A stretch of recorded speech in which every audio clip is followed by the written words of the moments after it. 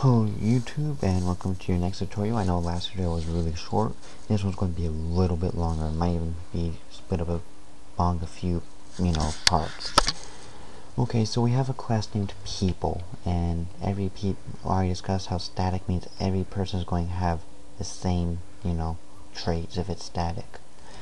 However, for lesson 1, we're going to be making different people objects, which these different objects are going to have is a different hair color, or be a better example would be height, and by default it will be 0 or whatever.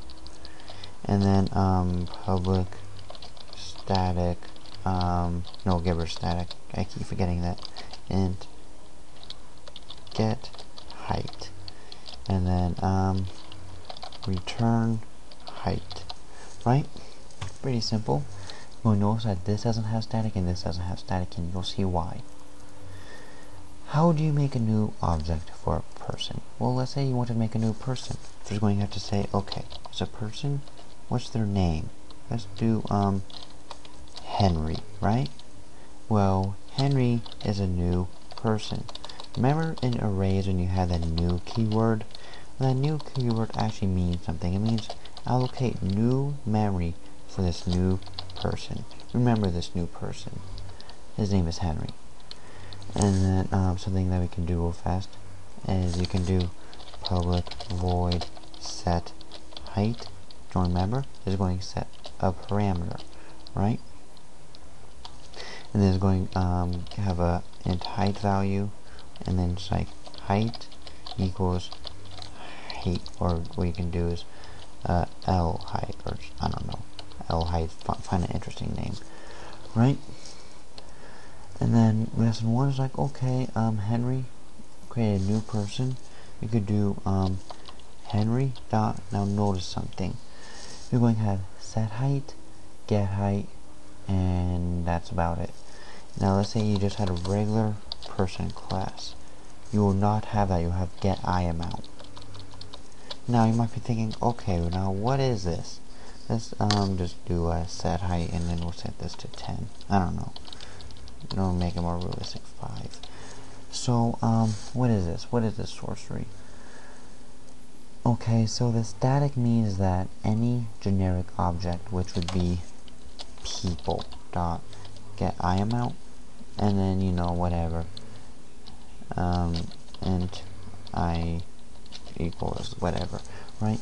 People is a generic class. Everything has that.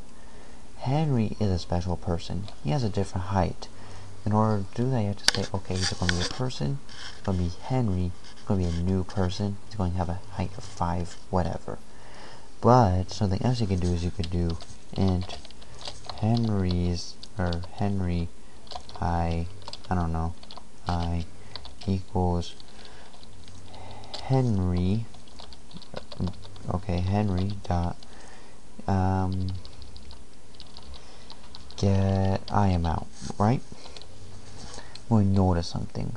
Okay, so this method still belongs to that person class. Henry still has an IAmount, right?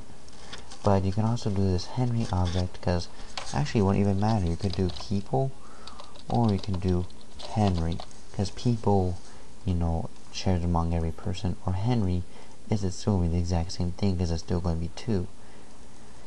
But height is going to vary. Different people are going to have different height. They're going to have the same amount of eyes, but different height.